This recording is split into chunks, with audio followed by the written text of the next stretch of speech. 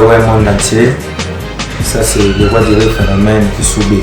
Vous savez, on a dit surtout, ça, là, on a dit, c'est une vidéo anniversaire. On a dit, subit. La scène est bien le comoko.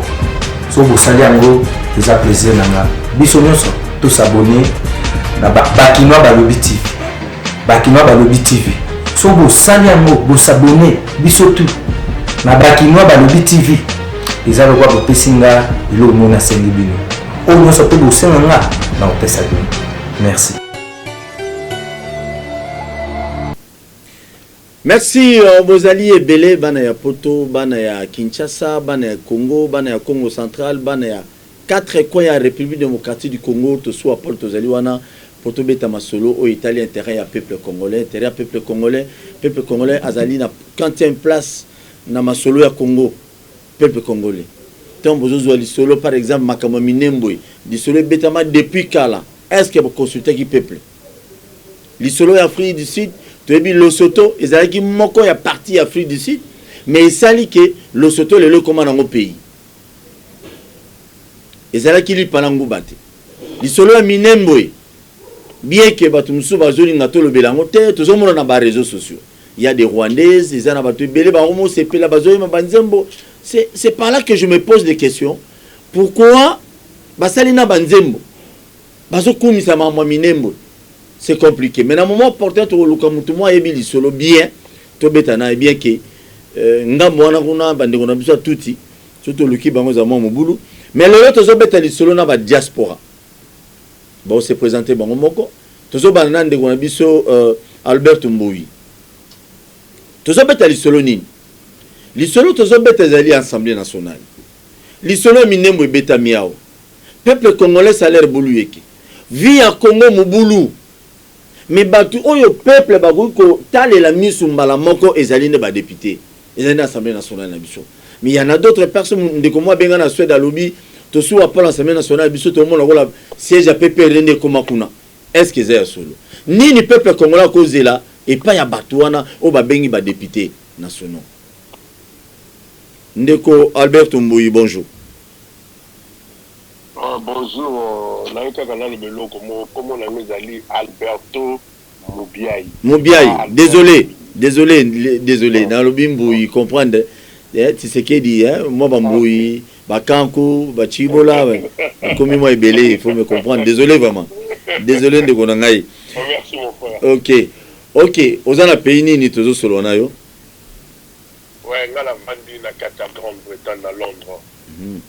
Ok. Ndeko Nabiso Alberto, yo ozali congolais bien que celle bamboule belé dans Londres. Ok, neko lukavi parce que vie congolais aza courageux à lukavi partout dans le monde. Tant aux autres la lecture ni yo go la biso na Assemblée nationale na biso ya lelo oyo zomona.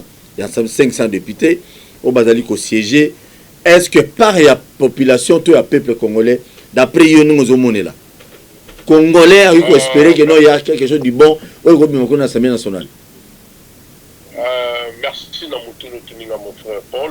Je crois bien qu'il faut la réalité sur les députés à l'Assemblée nationale et à l'élo la Congo.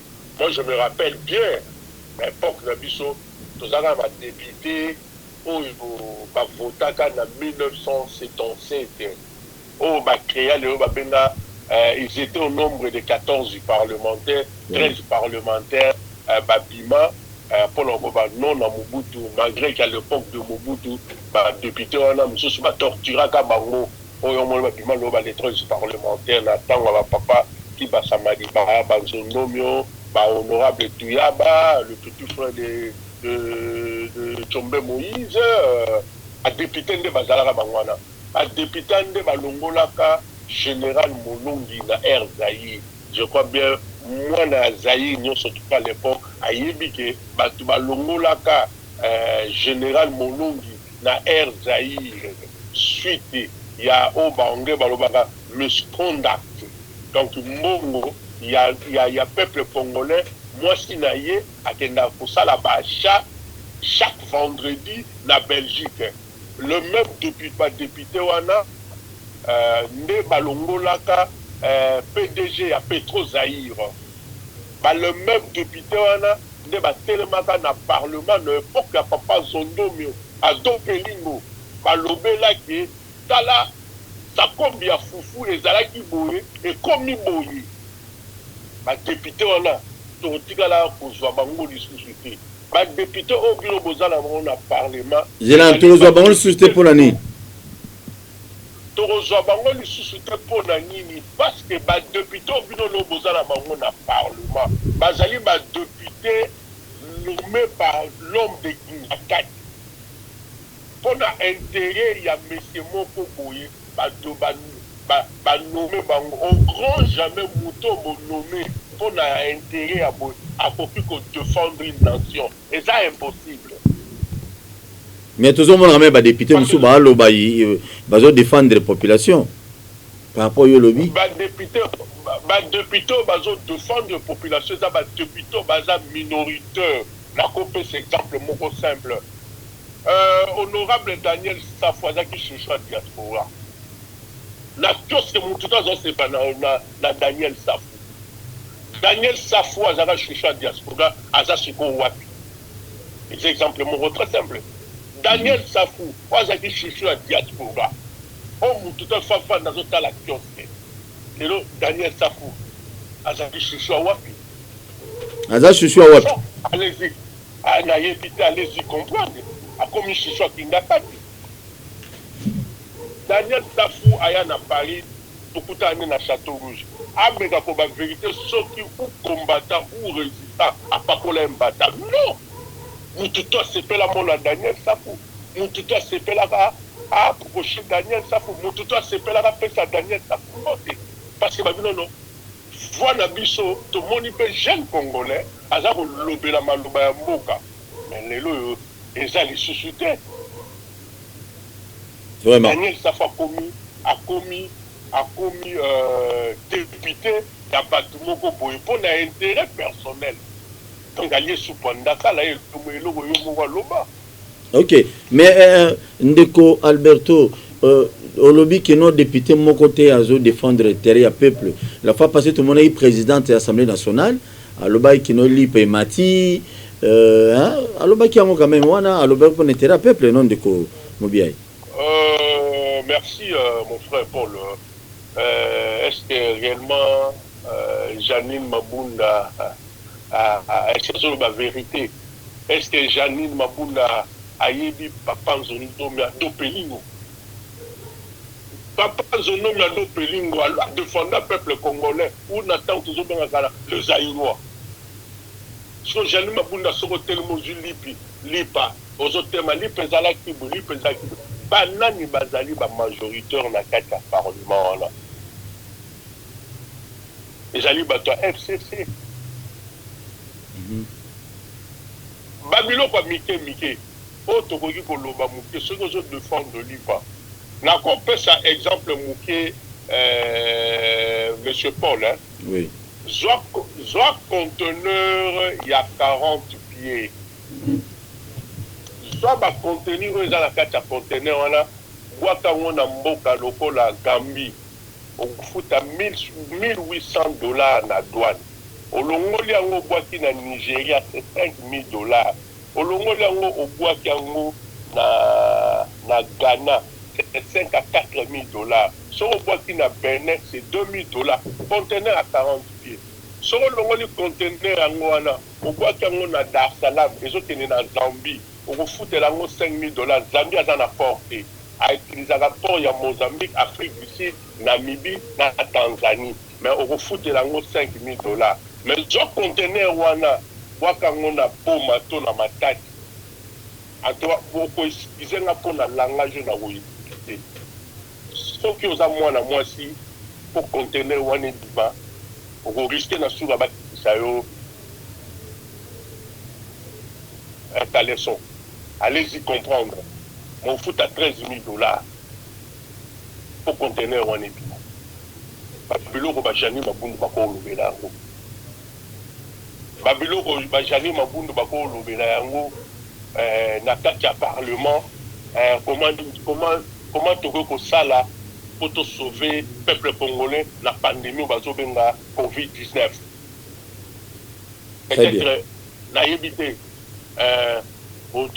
bato bazomona ngo te au moment nazoba na yo okoti na système à deuxième lockdown parce que tozokota na hiver et ça sera pur parce que gouverner sinon que bozela bokozwa bibembe koya ebele tozona nazo vérité est-ce que maintenant na Congo si réellement pandémie wana ezalamaki hôpital ni besoin to même ma peuple congolais hôpital Mama Yembo ou cinquantenaire est-ce que les députés congolais vont comprendre est-ce que Janine Mabundu va comprendre qu'avec les centrales hydroélectriques ils ont pour répondre à 24 centrales nucléaires tandis que les Anglais ils ont 4 centrales nucléaires qui peuvent alimenter toute la Grande-Bretagne.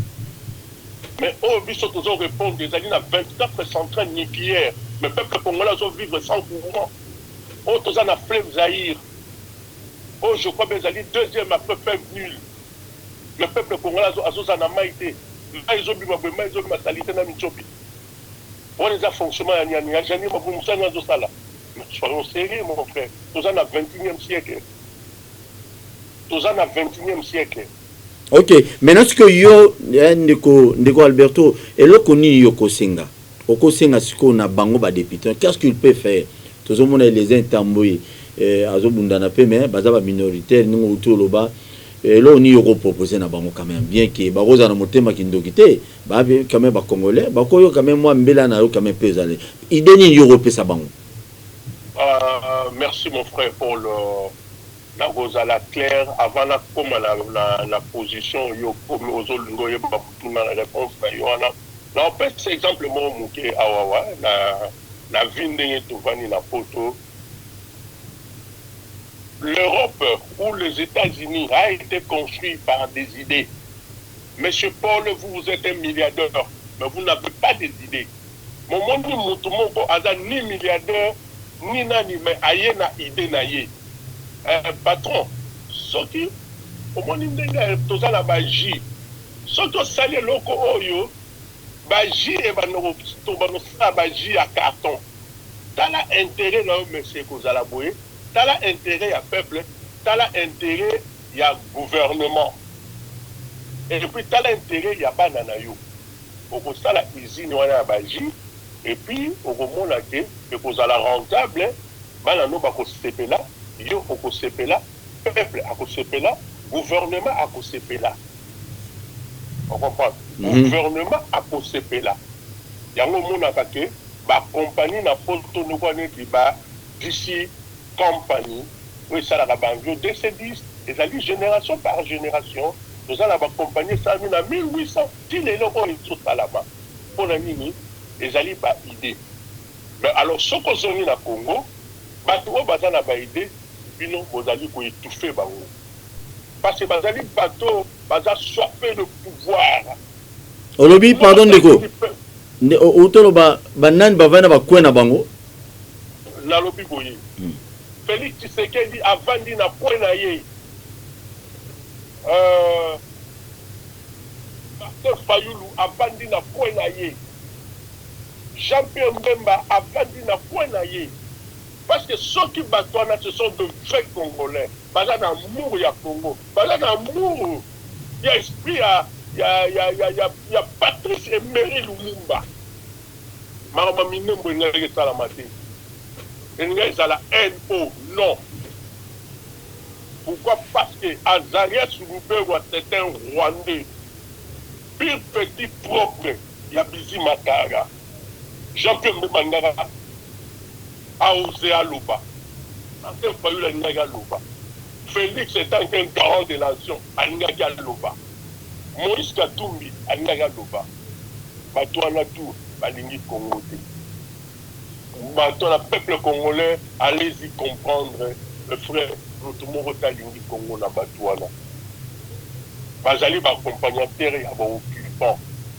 Bazali ba accompagnateur ya Kabila. Là, nazali fana ya mbango tuté. Nazaka fana mabele na nga Congo pour la valeur ya mboka wana. Mutu mongo talingi Congo. Pour ceux qui balingi Congo, Ruberwa à cause de la wana te. Ruberwa à cause de la grande institution ya mboka na biso te. omoni na kotika bino mpe na examen okoki kosala yango tozali na kati ya Grande-Bretagne tozosala baélection na premier ministre na biso David Cameron na Gordon Brown. Gordon Brown azali écossais bato ya Scotland. David Cameron azali English mwana ya mboka baza na passeport ndenge moko me moko passeport ne bakoma English moko passeport ne bakoma British.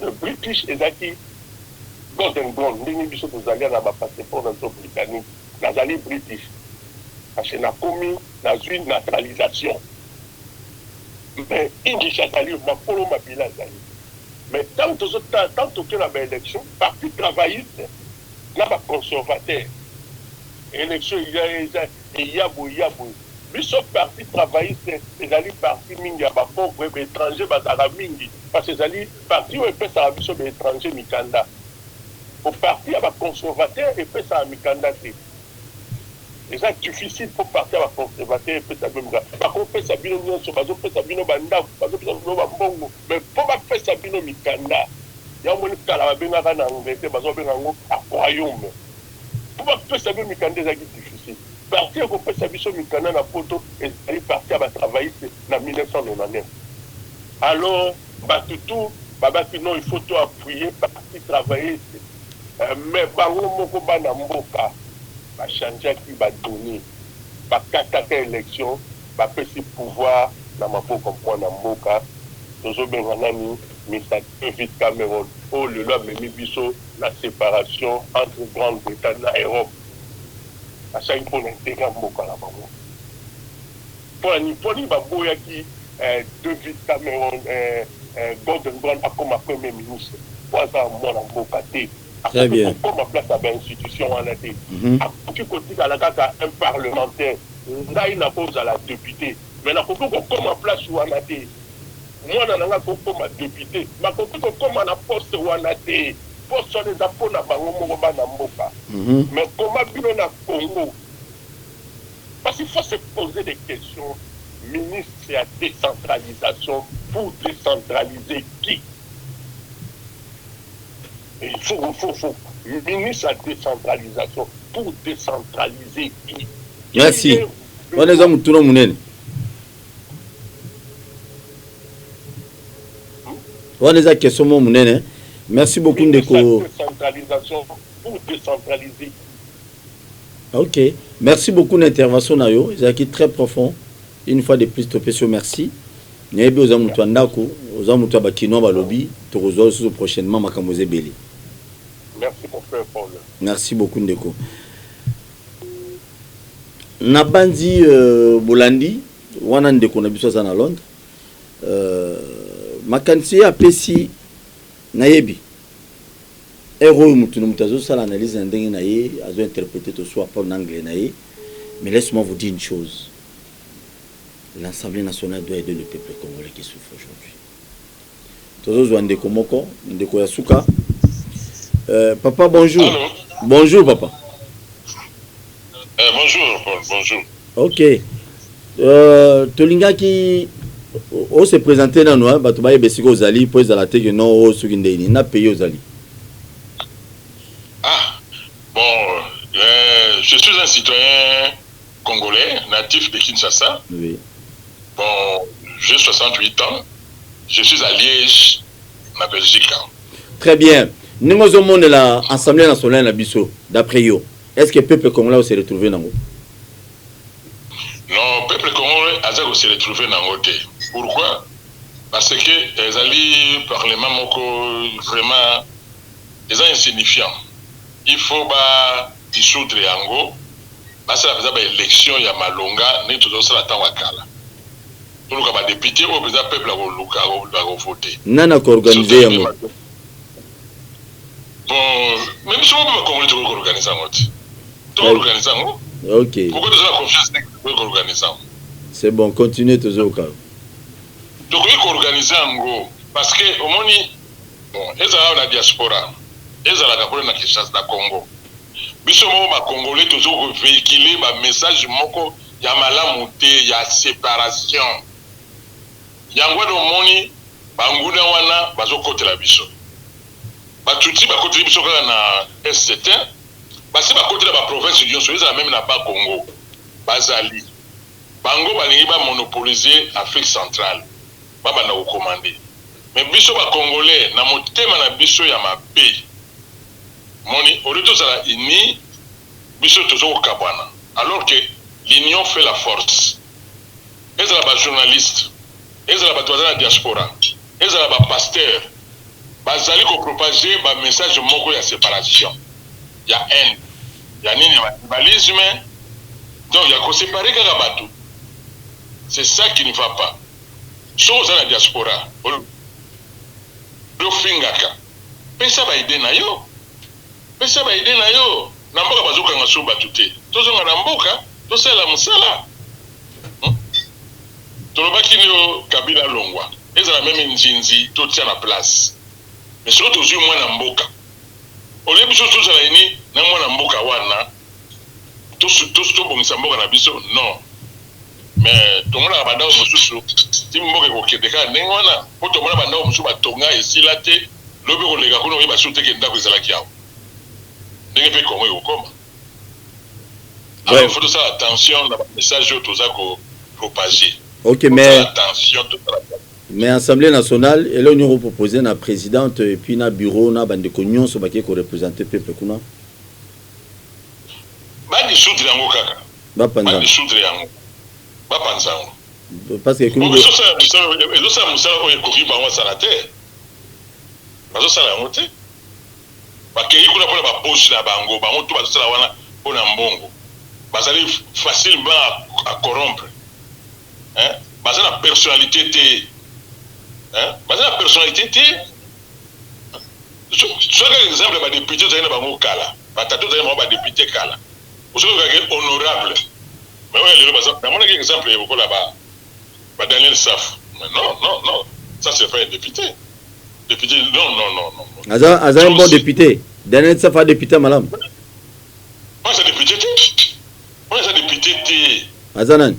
Attends, député, il n'a pas de personnalité. Il a la personnalité. Ok. Morale et athée. Bon, donc, aïe. Eliezer, ça va?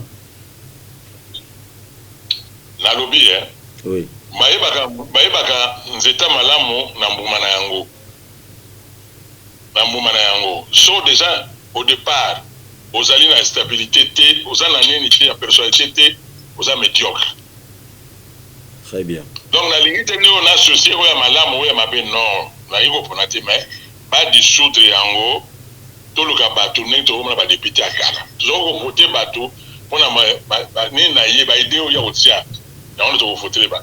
Bah, tu vas passer, bah, propagande n'est pas, bah, monsieur, bah, bimila, na effigie à bataille de pèse. Bah, monsieur, bah, bimila, ni, de voter, bah, on pour la bataille, une idéologie à bataille de pèse. Ben, tant, bah, comme on va ça, ma campagne, moussous.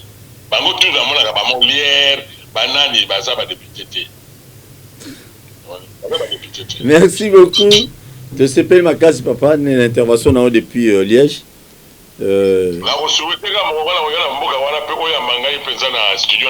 Problème est athée. Merci pour l'intervention. Merci. Merci beaucoup. Merci beaucoup Assemblée nationale, peuple congolais, Miss Ezakoneza, Assemblée nationale. Beaucoup qui représenté Bisso. Mais apparemment, il n'y a rien au peuple congolais qui me l'a dit. Minembo yangoyo, bolo bani. Minembo yangoyo, bozolo bani. Et le bambou tout est. Allez, débat dans le des ans en côté. Bon, s'abonner massivement à la chaîne sur YouTube. Merci à bande de intervenir. Londres, na Belgique, Polo Azala. Tant que vous avez besoin de pays, vous avez demande à vous abonner à la chaîne sur YouTube. Vous, bande de Libanda, bitumba za Libanda te. Message à Rofinga raté. Savoir faire na bino boke vous Libanda wana bo me mango pe na Congo plus peko salema. Et là autozo bunda ki Assemblée nationale les au milieu du village, Assemblée nationale le bande de Congo abi, wana comme parti politique. Et comme parti état, mais là c'est une image à député. Non, ce n'est pas bien.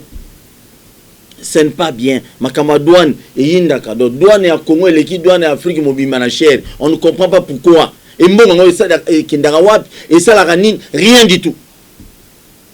Rien du tout. Bande ko bana besoin d'investir. Atalika douane boy. Boy qui explication de on a biso mobiai. Alors biso OK na conteneur à 40 pieds que na on a Gambie. Au foutre là $2,000, $2,500. So na on a Congo $13,000. Ce qui peut moi moi si à salaire à l'équipe abattoir. Non. Non non.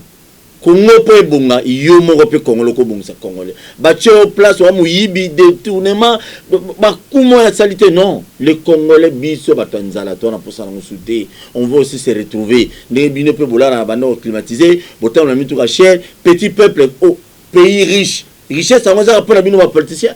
Non. Tout coûte prochainement. Merci beaucoup, merci l'équipe avec qui nous va lobby. Ce qui est soit zongité. Tout coûte na lobby.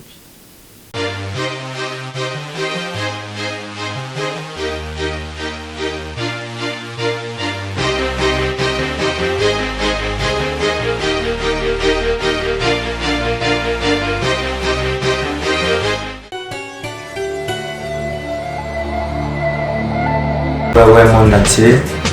Ça, c'est le roi du phénomène qui subit. Vous savez, la biso trop. Ça, là, on a le mot. Tu n'as pas de vidéo anniversaire. On a le subir. La scène est venue le moko. So, vous savez, en gros, c'est un plaisir. Biso, nous sommes tous abonnés. Bakinois Balobi TV. Bakinois Balobi TV. So, vous savez, en gros, vous abonnez. Biso tout.